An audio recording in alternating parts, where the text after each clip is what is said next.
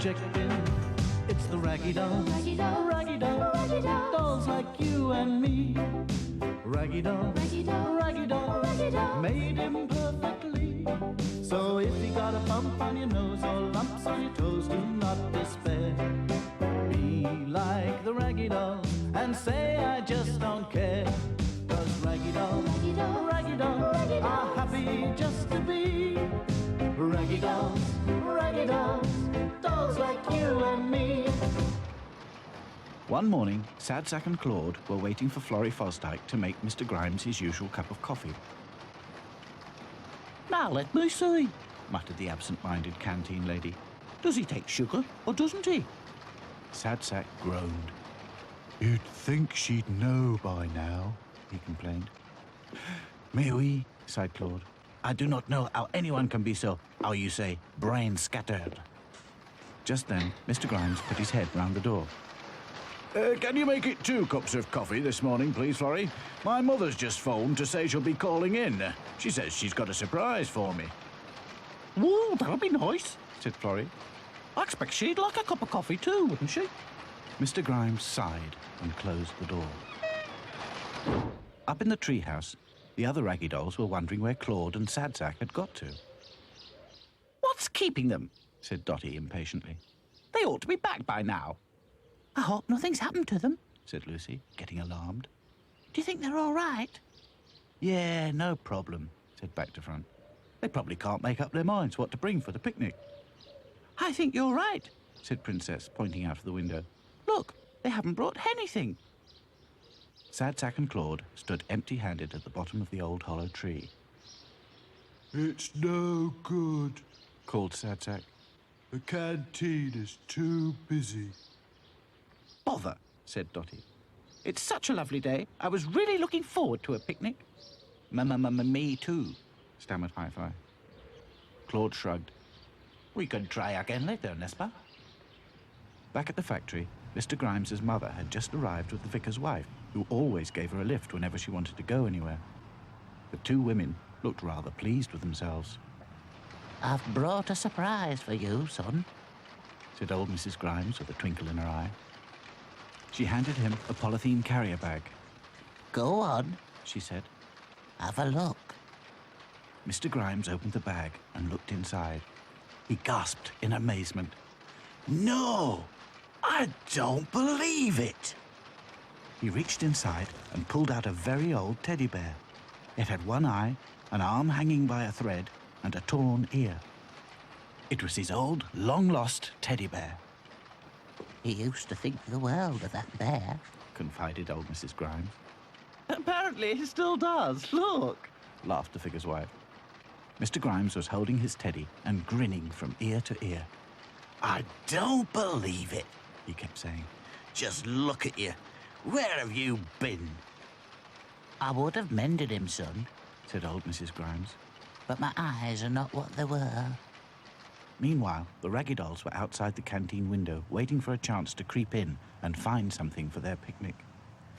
Bother, whispered Dotty, peeping through the window. Florrie's peeling potatoes. That means she'll be ages.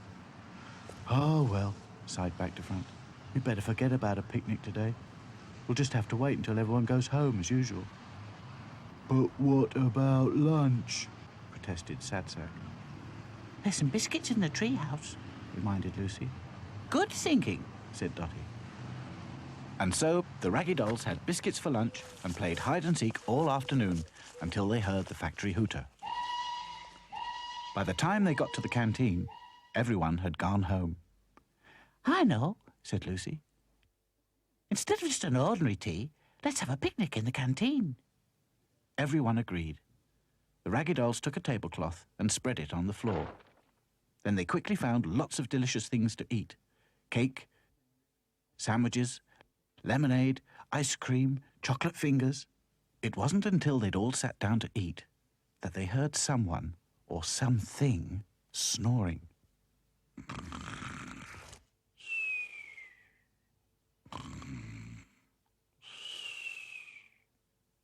The Raggy Dolls climbed up, and there, fast asleep on top of the table, was Mr. Grimes's old teddy bear. Who is he? Whispered Lucy. Do you think we should wake him up? He looks as if he's had an accident, gasped Princess. Oh, my goodness. Where am I? Please excuse me. I've had such a tiring day. The old bear was quite confused. How do you do? Said Dotty. We are the Raggy Dolls. Welcome to Mr. Grimes's toy factory. The old bear looked puzzled for a moment. Then he chuckled. Mr. Grimes, indeed. You mean Oswald. Who's Oswald? Asked Princess. Ozzy for short, added the bear. I don't understand, said Sad Sack. The bear quickly explained who he was. So you see, he concluded, your Mr. Grimes is my Ozzy. Back to Front laughed. Well, I didn't know old Grimesy was called Oswald. Never mind that, said Dotty. What are you doing on the canteen table? Ah, recalled the bear. The canteen lady offered to take me home and mend me, but she must have forgotten. We can mend you, offered Lucy. That's very kind of you, said the bear. But unless I'm mistaken, isn't that a picnic on the floor? It's a sort of indoor picnic, explained Princess. I love picnics, said the bear. It's been so long. Of course, said Dotty. Would you care to join us? The old teddy bear said he would be delighted. The Raggy Dolls sat munching happily while he told them the extraordinary tale of how he'd been lost and then found again. It all began during the war, when Mr. Grimes was just a lad. When the bombing started, he was sent to the country to live with an aunt. Of course, he took his bear with him. They had all kinds of adventures. Once they met a pilot who had to parachute to safety. They used to have indoor picnics too. On May the 7th, 1945, Nazi Germany... When the war was over, young Ozzy Grimes was put on a train and sent back to his home in the town. He was so excited to see his mum, he quite forgot his teddy and left him on the train.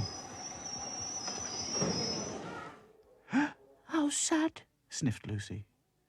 So you haven't seen him for all those years, said Dotty. That's right, said the bear. A railway man found me and gave me to an orphanage. Did you miss Mr. Grimes? I mean, Hossie? Asked Princess. Of course, said the bear. Though some of the children were nice, some were not. That's how I got like this. He pointed to his bad arm. But how did they find you again? Stammered Hi-Fi. Oh, I turned up in the jumble sale the vicar's wife was organising, explained the bear. Ozzy's mother came along and recognised me immediately. What luck! Exclaimed Princess. A chance in a million, said Dotty. But now I think it's time we got you fixed up again. Everyone agreed and set to work. Claude, Back to Front and Hi-Fi cleared away the picnic things, while Lucy, Princess and Dotty sewed up the teddy bear's arm and ear. Sad Sack went to find a button that would match the teddy bear's eye. They all agreed that Florrie was so forgetful that she would soon forget to wonder who had mended him and give him back to Mr. Grimes. In no time at all, the bear was as good as new.